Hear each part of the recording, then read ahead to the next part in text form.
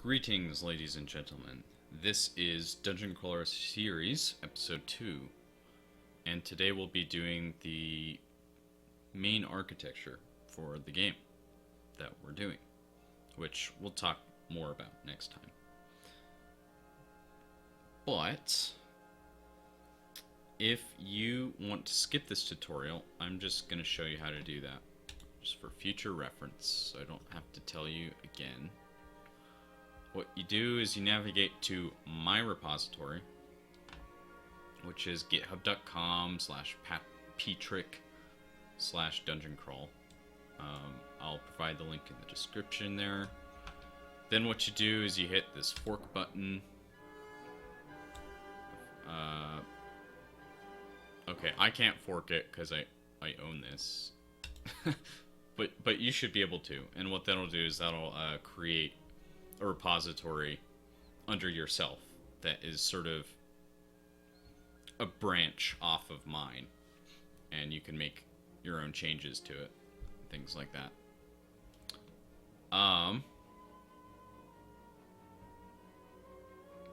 Yeah, so once you have your version of the repository, which should be under your name, not mine, then what you'll do is you'll want to copy this link here. Again, this link, not this link. You'll want to navigate to where on your computer you want to clone it. And I'm just going to do it here. Create a folder called temp repo because I'm going to delete this after I'm done. Yep, and provided you installed all the software, which you can refer to the verse video if you need to know more about that, and you can go git clone and clone your repository, and you hit OK.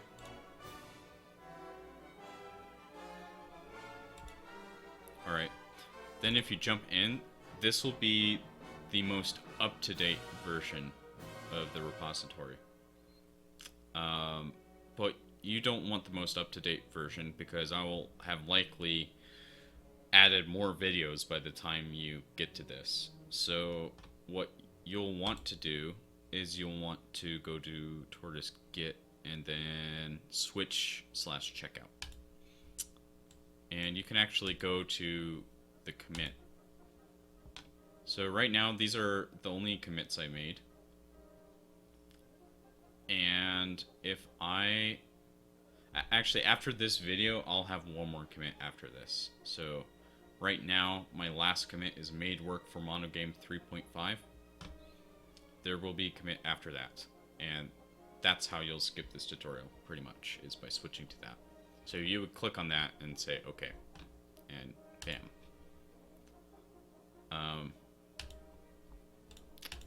But I'm not going to do that because I have to make this tutorial. And it won't let me delete it. Whatever, I'll do some other time. Oh, that's because I had that. Okay. There we go.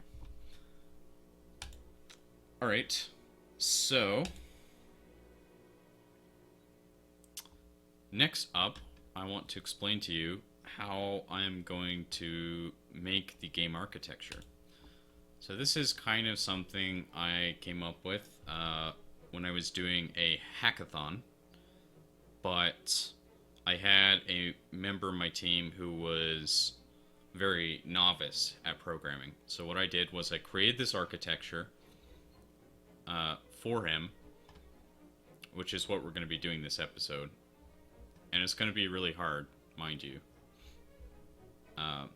But once it's set up, it'll allow lots of learning opportunity, because what we can do with this is we can develop sort of a text-based game,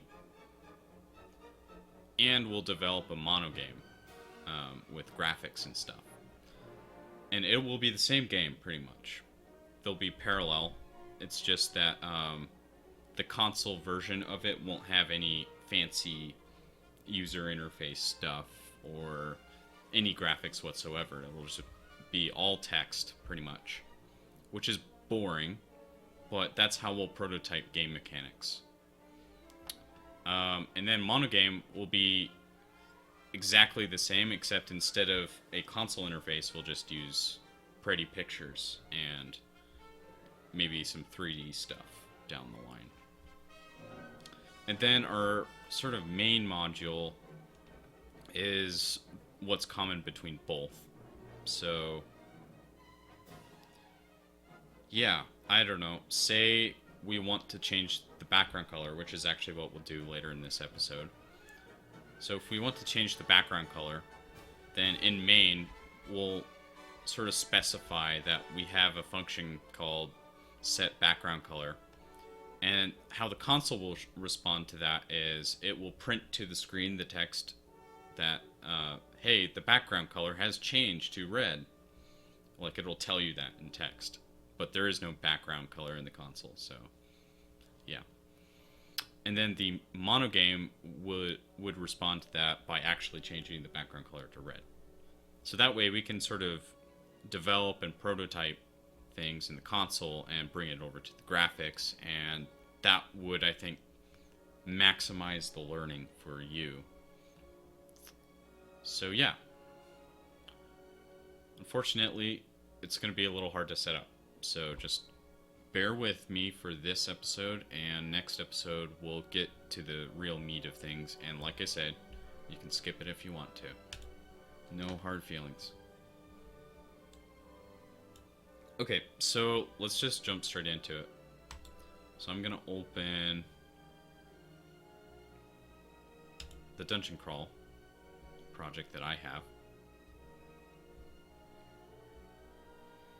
And if you remember from last video, if you've even watched it, if you run it, then this is what happens. You get a MonoGame. Okay. So we're actually going to add some new projects here.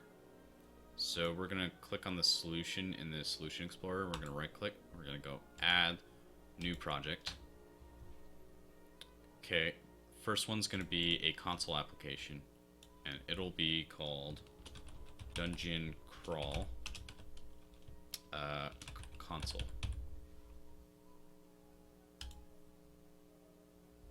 Cool. So we have that added. Then we'll right click on the solution again, say Add New Project. This time we're going to go to a class library type, and we're going to call it Dungeon Crawl Main. I just noticed I have a typo in the console version. Dungeon Crawl. Okay. So I'm actually going to delete that. I'm going to add a new project. Console. Dungeon Crawl Console. There we go. Being a little OCD about that. Okay. And actually, I don't think I actually deleted it, so just bear with me for a sec. I have to go find it.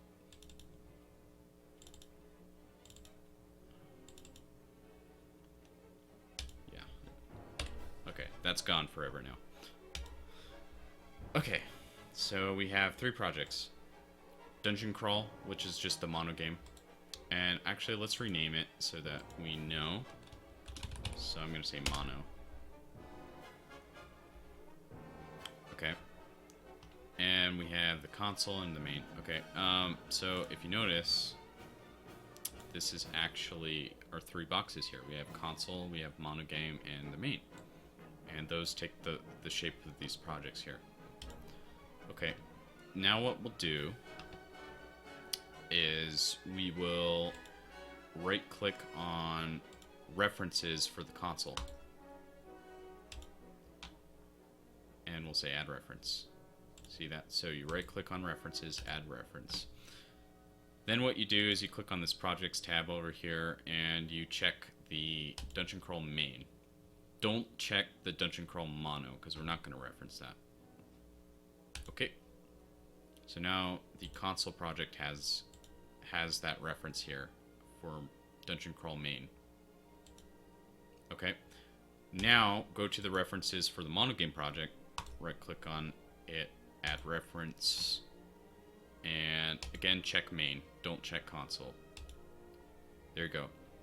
Now you'll notice there's this little warning icon here showing up here, and if you go to the error list and the warnings tab, it'll say the reference project is targeting a higher framework version 4.5.2 than this project's current target framework version 4.5. So that's a problem. And the way you fix it is you simply right click on the console project, go to properties, change the target framework to 4.5, say yes. Then you do the same thing to the main. So you right click on properties, change it to 4.5, yes. Okay, so if all goes well, we should be able to run the program and it should be exactly the same as it is, but at least the build was successful, so we're good. Okay. So we have the project set up. So now let's just do our console hello world program really quick. So if you go over to Dungeon Crawl console and you double click on program.cs, you'll get this file, which just shows the class program with the static function main. And you can just go in there and you can do console. Oh, I have Visual Assist on. Disable that. You won't have that, don't worry. Yeah, so if you type in console dot right line and you put in double quotes console game has started, then put a semicolon. Then what you want to do is it'll exit out of the console application immediately unless you do this. If you do this, console.read key. So that'll wait for you to press some key on the keyboard before it'll stop. Now, if you right click on Dungeon Crawl console and you say set as startup project, that'll switch it to the console mode, pretty much. And if you run it, it'll say console game has started, and now it's waiting for me to press the key. If I do, it goes away and stops. And if I wanted to switch it back to the MonoGame project, I can right click on that, say set as startup project, run it again, and it's our smiley face thing again. So pretty simple. Now, let's start with the console end of things.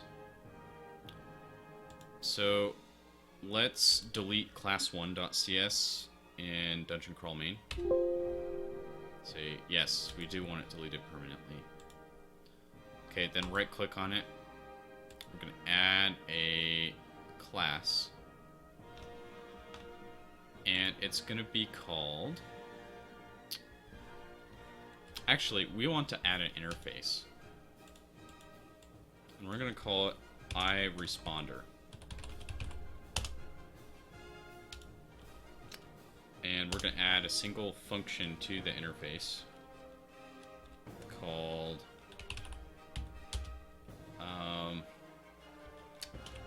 change background color.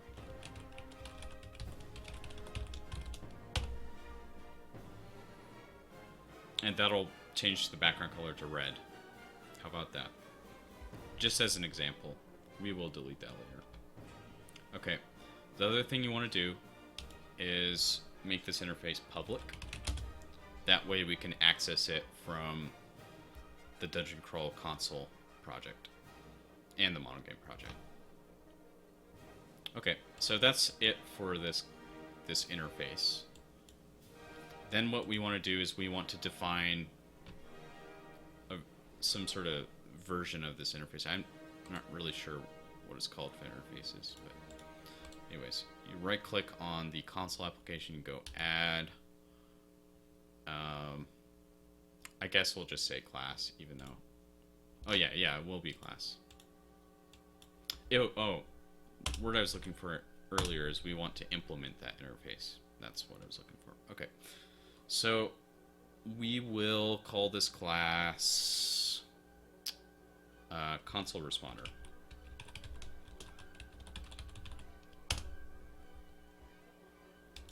And what we'll do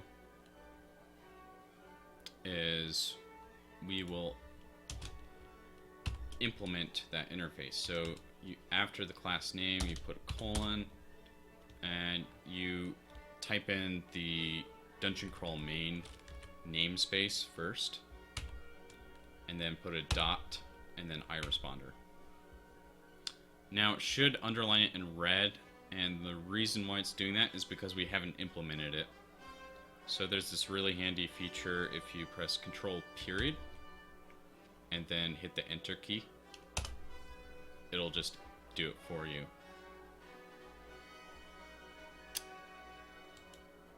And this basically throws an error saying that, hey, the programmer hasn't thought about this yet. So we're going to delete that. And we're going to instead say console.writeLine. And we're going to say, behold, the color before you changes to a stunning red. And you can just stress the drama of the situation as much as you want. And there you go. So that's sort of the console's interpretation of that. Okay.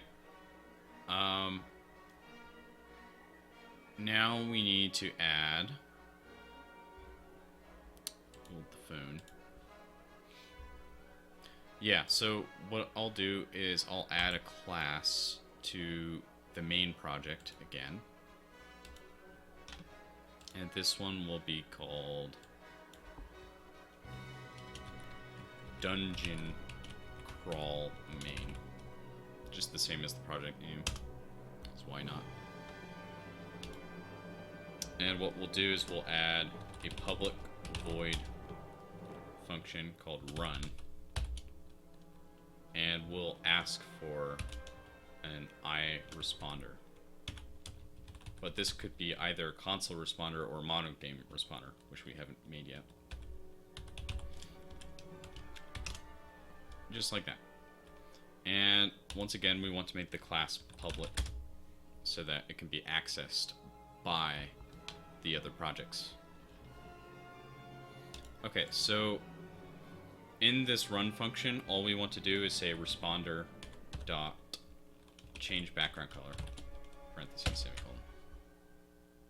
And that will basically say when we actually run the main game, all it's going to do is change the background color. Okay, now we head back to program.cs in the console project. What we want to do is create two new objects. One is going to be our dungeon crawl main. So we say dungeon crawl main dot dungeon crawl main. So namespace and then the class name. And we'll name this just main equals new that. Okay. Then what we'll do is we will create a new console responder. Console responder. And we'll just call it responder equals new that. Okay.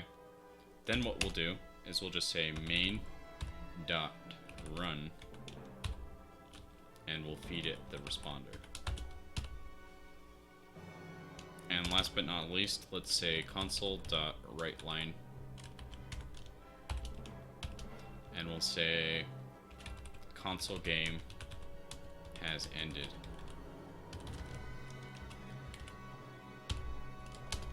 And we'll do the console.read key thing.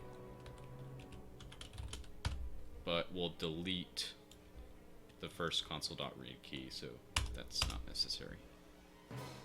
Okay, now if we run it, here's what happens.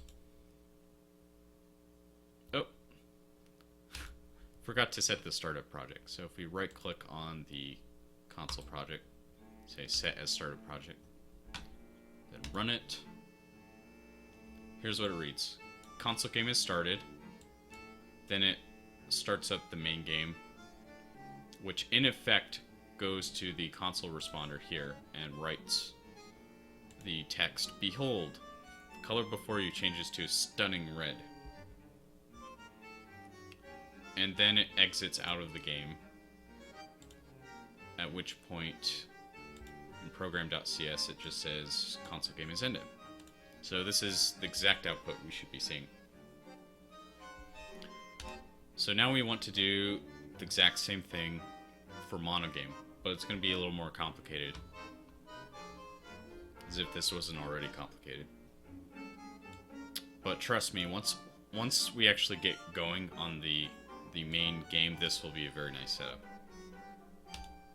Oh, and if you have a friend who is really good at like graphics kinds of stuff, you could just get him or her to work on the graphics end of things, and you can just work on the main project and the console project, which will allow you to pretty much develop the game without any of the complicated graphics stuff. Okay, so for the Dungeon Crawl Mono, first let's right click on it and say set as startup project, just so I don't forget next time.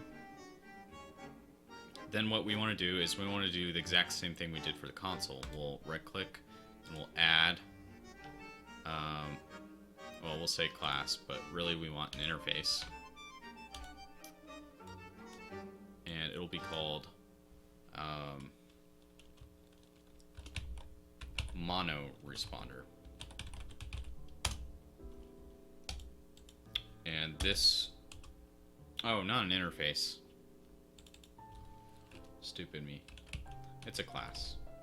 I was just BSing you. Don't worry about it. Okay, so that will implement dungeon crawl main dot dungeon crawl, or sorry, iResponder. And you hit control period and enter. Auto implements it. Okay, but here's where it's going to get a little more complicated than the console, because right now in our game1.cs we're going to clear the color to green yellow, at least in my version. So we need to change what goes in here based on this. So I guess the way we'll do it is we'll create a constructor. So you can actually use a code snippet to do this. You say ctor and then hit tab. It'll just create the constructor. Kind of cool. But we actually want to do a little more than that. I'm kind of learning some tricks like that to kind of make my typing faster. So we'll create a game1 field and we'll just call it game. We'll ask for a game1 in the constructor, and we'll say this.game equals game. So now we have access to the game in here. Okay, so we'll come back to this later, but we're done with that for now. So in game1.cs, what we'll want to do is create a thread. So basically the main code is going to run on one thread, and the game itself, like the MonoGame stuff and all the graphics, will run on a different thread. And that's kind of the way we have to do it for graphics, because we have to set things at 60 frames per second, yet we have to operate it as if it is a console thing. So yeah. So at the top we'll put using system.threading. That will give us some access to some threading stuff. So at the top I'm going to create some fields. So thread, and I'm going to call it main thread. Okay, and in load, at the bottom of load content, I'm going to create that. So main thread equals new thread, which expects a thread start. So I'm going to do new thread start just directly in there. And it's asking for a function with void return value and no parameters. So let's just do that really quick. So void, and we'll call it main thread start, no parameters, there. Okay, so then we just type main thread start in there and semicolon. Okay, so now we have this function here, main thread start, and this is what will happen when we start the thread. To start the thread, you say main thread dot start, just like that. So that starts a new thread, which will pretty much execute in parallel with the rest of this. So in the main thread start, what we want to do is start an instance of the main. So what we do that to do that is first need to create dungeon crawl main dot dungeon crawl main main. And before we start the thread, let's create that. So main equals new dungeon crawl main, just like that. Okay, the other thing we need to do is add our responder. So we'll do mono responder, create a field for that, call it responder. Then after this we'll do responder equals new mono responder, and we'll pass it in this for the game. Alright, now in our main thread start we can do this. We can do main dot run and pass it in our responder. Just like that. Okay. So now we have to add a way for us to change the color. So we need to insert something else here.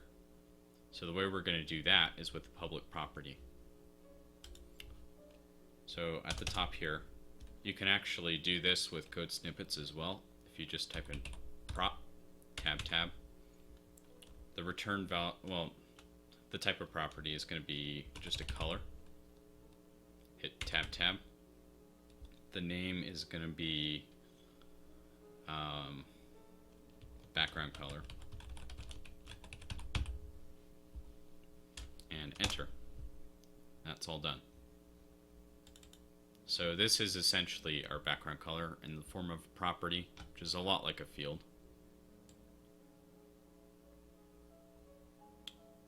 And we'll just replace color.greenYellow with background color. Simple as that. And if we want it to start as a different color, we can just go back to the property and say equals afterwards. Say color dot green yellow. So it starts the exact same. Otherwise it'll start as black, because that's the default. You can do whatever you want though. Alright. Alright, now it's time to finish the mono responder. So let's go back to the mono responder. And where we haven't implemented the change background color function, we can just say game.backgroundColor equals color. Oh, but before we use the color, we have to say using Microsoft.xna.framework at the top. Okay, back here. Then we go game.backgroundColor equals color.red. Change it to red. Now, thread safety is a little bit of an issue here, but because the draw function isn't actually going to change the background color or anything like that, it's perfectly fine to feed it stale data. So this might be writing it while this is reading it, but C# handles that pretty well. Okay.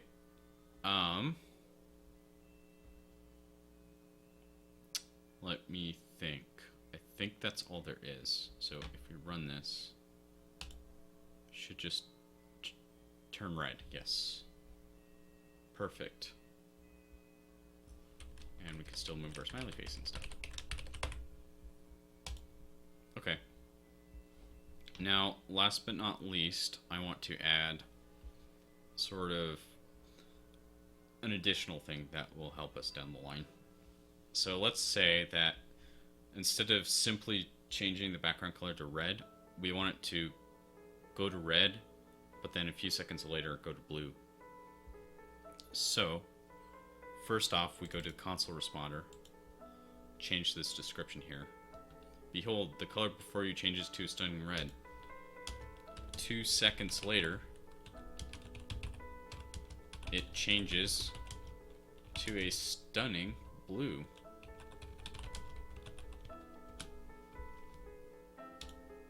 Okay. Then we'll go to our mono responder, and we're going to have to do something a little fancy here. We're going to have to say using system.threading,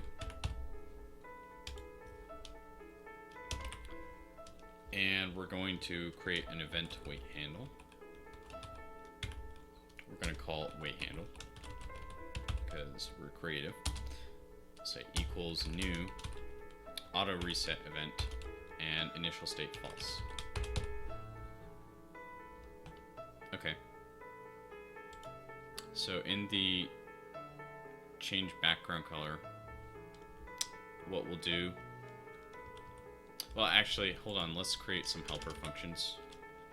So we'll create a void suspend,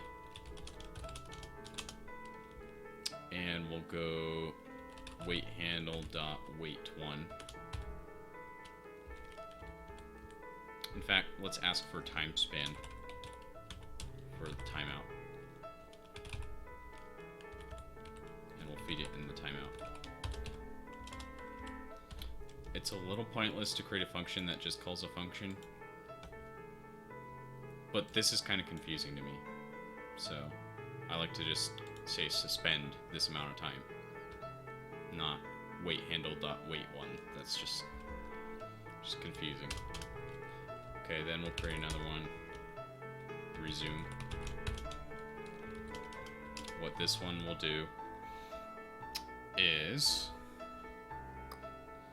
yes, wait handle dot set.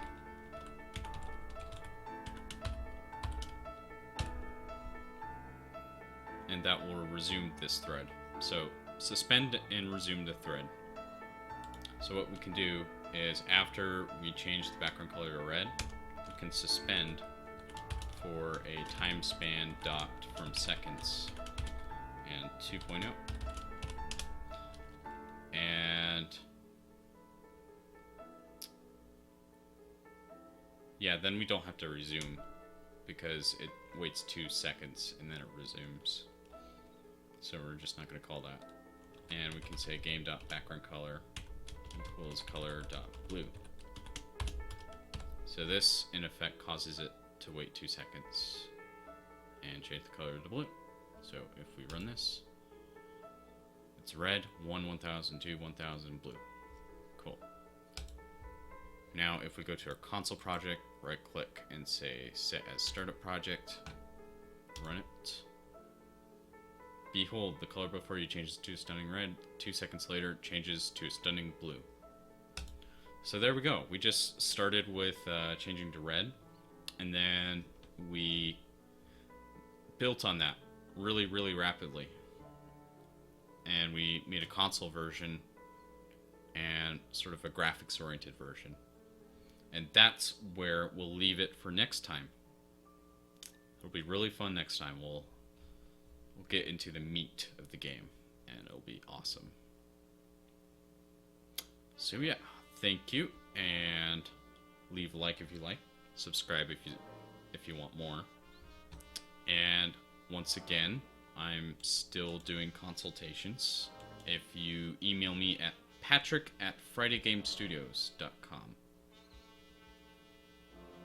and I'll leave just a crap load of links in the description if you want to know more about anything. I do have a Twitch stream. You can ask me questions at my Twitch stream. You can like us on Facebook, pretty much anything. So, adios, amigos. Oh, and don't forget to commit. That's important. Right click in your repository, git commit. Make sure everything's checked. Say created architecture for game.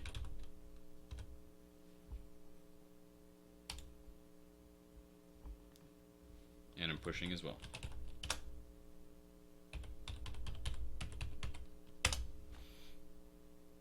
Alright. Now, for real, adios.